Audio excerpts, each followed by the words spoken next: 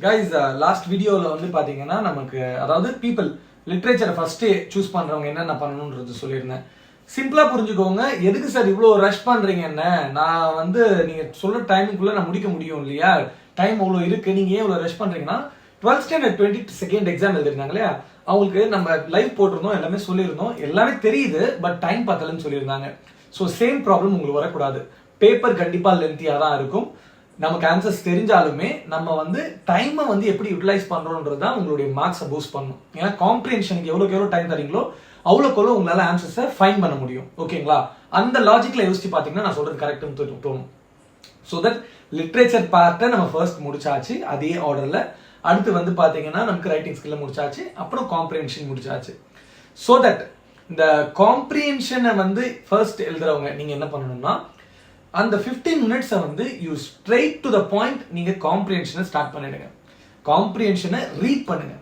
கொஸ்டினை ரீட் பண்ணி அதுக்கப்புறம் பேராகிராஃப் ரீட் பண்ணும்போது இன்னும் ஈஸியா இருக்கும் புரியறதுக்கு. ஸோ தட் நீங்க காம்ப்ரிஹென்ஷனை வந்து எந்த அளவுக்கு வந்து அதை புரிஞ்சுக்கிறீங்களோ அவ்வளோக்கு அவ்வளோ உங்களோட அந்த 10 கொஸ்டின்ஸ்க்கு ஆன்சர்ஸ் பண்ண முடியும். இதுல சிலது வந்து பாத்தீங்கன்னா 40 வேர்ட்ஸ்ல கேட்கலாம், அதாவது 2 மார்க்ஸ் மாதிரி கேட்பாங்க. வேர்ட் லிமிட்டை ஸ்டிக் ஆன் பண்ணிக்கோங்க. தேவையில்லாம அதிகமா எழுதுனா அதிகமா மார்க் வரும்னு நினைக்காதீங்க. கண்டிப்பா அப்படி கிடையாது. ஸோ தட் என்ன கேட்டிருக்காங்களோ அந்த முக்கியமான கீவேர்டை அந்த 2 மார்க் கொஸ்டின்ல பார்த்து அண்டர்லைன் பண்ற மாதிரி யோசிச்சுக்கோங்க. ஸோ தட் இப்போ வந்து 20 மார்க்ஸ் நமக்கு 2 பேராகிராஃப் இருக்கு. ஐ மீன் 2 பேராகிராஃப் 2 காம்ப்ரிஹென்ஷன் அட்டெண்ட் பண்ணணும். இதுல எனக்கு வந்து 15 கொஸ்டின்ஸ் தான் தெரியுது ஆல் டுகெதர். 5 கொஸ்டின்ஸ் தெரியலனா you don't waste your time in it. முடிஞ்ச அளவுக்கு உங்களால லைக் ரொம்ப அதிகமா வந்து தெரியலன்னு ரொம்ப நேரம் யோசிச்சு டைம் வேஸ்ட் பண்ணாதீங்க. அது அப்படியே ஸ்பேஸ் விட்டுட்டு ஸ்கிப் பண்ணி செகண்ட் வந்துருங்க grammar. So again the point is நீங்க கிராமர்ல வந்து பெர்ஃபெக்டா இருக்கீங்கன்ற பட்சத்தில் நீங்க அப்பவே வந்து அதை கம்ப்ளீட் பண்ணிடலாம். ஓகேங்களா? தெரிஞ்ச கொஸ்டின்ஸ் அட்டன் பண்ணுங்க. 10ல வந்து எத்தனை தெரியுதுன்னு பாருங்க. ஸோ தட் உங்களுக்கு தெரிஞ்சதை வந்து அட்டன் பண்ணிட்டு தெரியாததை ஸ்கிப் பண்ணி அடுத்து போயிடுங்க. கடைசி வந்து நம்ம அதனால தான் திரும்ப டைமுக்கு வரேன். அதுக்கடுத்து வந்து பார்த்தீங்கன்னா பேராகிராஃப், ஐ மீன் ரைட்டிங் ஸ்கில்ஸ், லெட்டரும் முடிச்சிடுங்க, அனாலிட்டிக்கல் பேராகிராஃபும் முடிச்சிடுங்க, ஃப்ரெஷ் பேஜில் ஸ்டார்ட் பண்ணுங்க.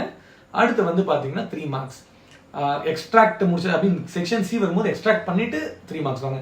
எக்ஸ்ட்ராக்ட் 5+5 அண்ட் 3 மார்க்ஸ் பண்ணுவீங்க. 4+2 தென் 6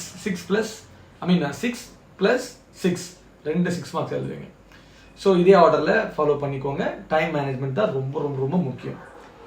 சார் இதில் நான் ஞாபகம் வச்சுக்கக்கூடிய ஒரு முக்கியமான விஷயம் என்ன, ஃபர்ஸ்ட் பாயிண்ட் வேர்ட் லிமிட்.